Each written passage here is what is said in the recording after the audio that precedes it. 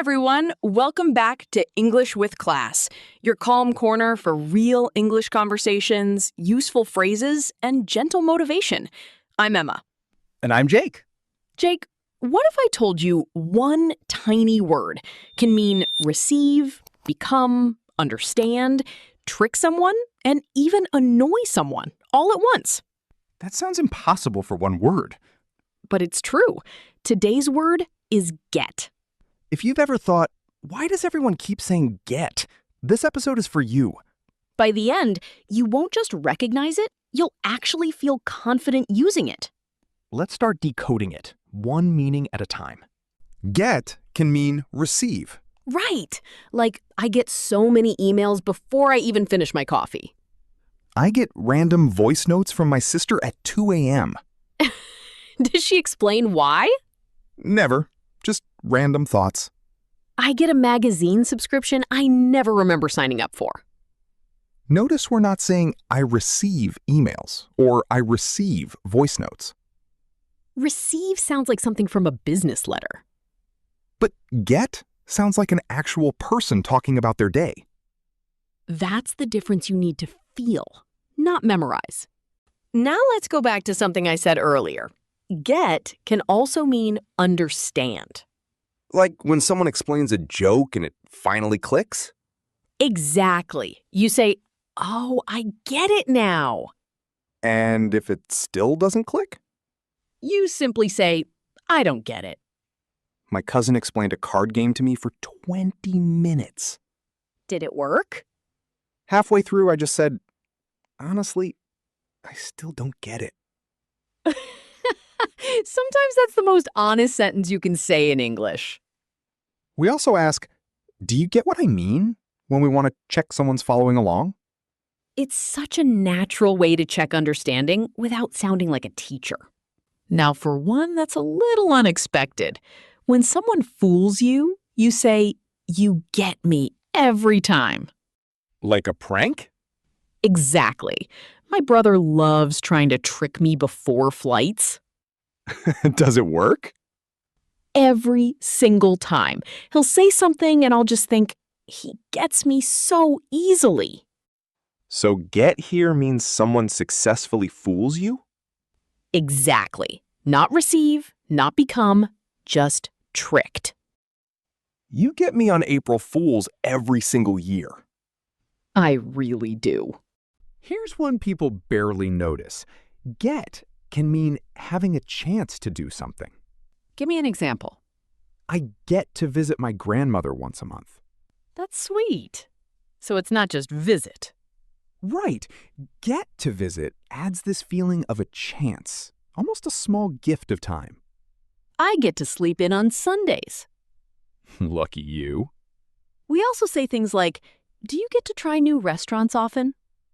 Or, I rarely get to finish a book these days. There's a small emotional weight in that phrase, isn't there? There really is. Missed chances, lucky chances, all wrapped in one small phrase. Now for one that's a little cheeky. Go on. When something bothers you repeatedly, you say it gets on your nerves. Oh, I know this one well. What gets on your nerves, Jake? Honestly, when my neighbor's dog barks at 6 a.m. That would get to anyone. Notice that too? Gets to me works the same way. Slow typers on group chats really get to me. Fair complaint. So this meaning is all about mild irritation, building up over time. Let's slow down for one more. Get can mean become. This is the one everyone eventually learns. I get quiet in big group settings. I get talkative the moment coffee kicks in. Noted for future recordings. Notice we're not saying I become quiet. Nobody speaks that formally in real life.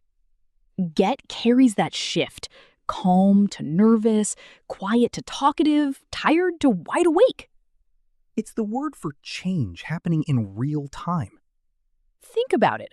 We've already used get in 5 completely different ways And we're only halfway through this episode.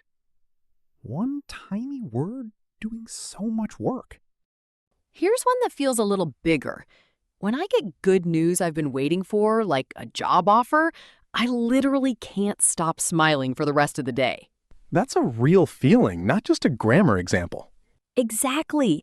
Sometimes get carries real weight, not just small daily moments. Same with fear.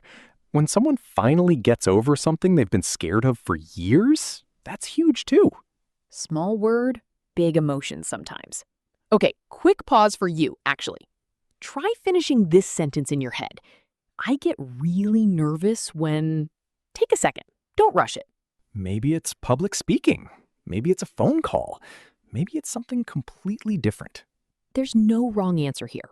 Just practice noticing the feeling. Good. Let's keep going. Now let's move fast, because get shows up constantly in ordinary moments. Ready when you are. I need to get groceries later today. What time do you usually get home from work? Do you get to the office on time most days? I get new headphones every couple of years. I usually get lunch from the place downstairs. Notice these are buy and arrive, blending naturally into daily speech. Nobody separates them mentally. They just flow out.